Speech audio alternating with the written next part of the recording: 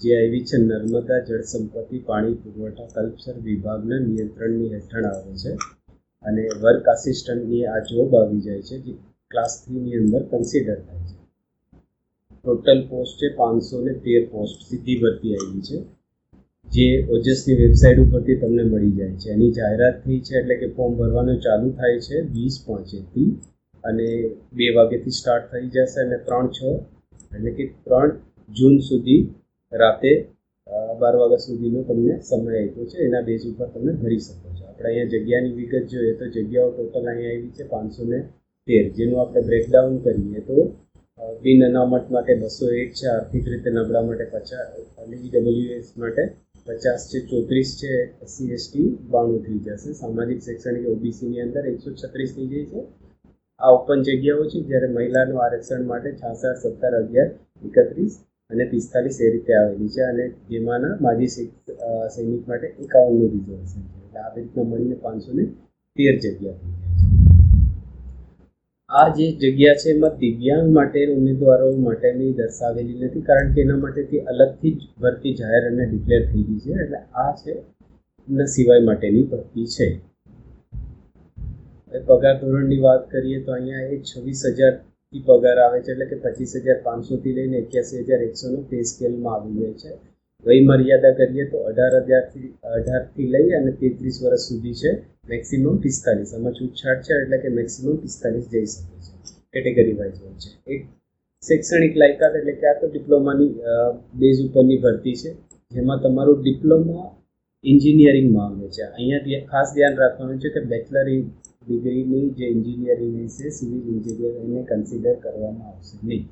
અહીંયા એન્જિનિયરિંગની કઈ ફિલ્ડ જોઈએ છે તો રિકોગ્નાઇઝ યુનિવર્સિટીની diploma in civil construction, public health, environment engineering, pollution control આવી જશે, environmental pollution control, construction technology, environment engineering, health engineering, rural engineering, environmental pollution, environment engineering, construction technology, civil technology, environment engineer, rural civil and rural engineer. આ બધી ડિપ્લોમાની ડિગ્રીના base ઉપરની તમારી શૈક્ષણિક લાયકાત માંગે છે. જે આપણે વાત કરી છે કે આની અંદર કેટલી વય મર્યાદા હોય છે, તો મહિલાઓ માટે 5 વર્ષ માટે આવી છે, કેટેગરી અનામત પુરુષો માટે 5 છે અને 10 વર્ષ અનામત કેટેગરીની મહિલા ઉમેદવારને મળે છે, એટલે કે 45થી વધે નહીં એને કન્સિડર કરવામાં આવે છે. 3/6ના રોજ અને 45થી વધારે ન હોય છે.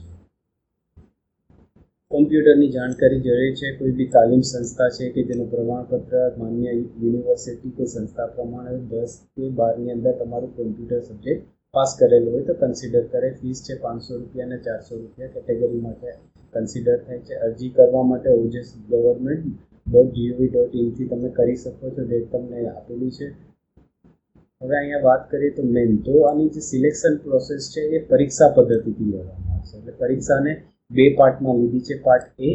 પાર્ટ એની અંદર ટોટલ 60 ગુણ છે. 60 ગુણનું ડિસ્ક્રિપ્શન આપણે જોઈએ તો તાર્કિક કસોટી અને ડેટા ઇન્ટરપ્રિટેશન એટલે કે લોજિકલ ઉપર આવ્યું છે. લોજિકલ લર્નિંગ ઉપર છે. ગાણિતિક કસોટીઓ તમારા સબ્જેક્ટને રિગાર્ડિંગ અને LRને રિગાર્ડિંગ બી આવી શકે છે. એપ્ટિટ્યૂડ અહીંયા પર આવી શકે છે. એટલે પાર્ટ એ છે 60 માર્ક્સનું. પાર્ટ બી આવે છે 150 માર્ક્સનું, જેમાં 30 માર્ક્સ છે ભારતનું બંધારણ, વર્તમાન પ્રવાહ, ગુજરાતી અને અંગ્રેજી કોમ્પ્રેહેન્સિવમાં 30 માર્ક્સ છે અને 120 એ તમારા સબ્જેક્ટને લગતા પ્રશ્નો આવશે. એટલે કે ટોટલ એ અને બી આવ્યું છે.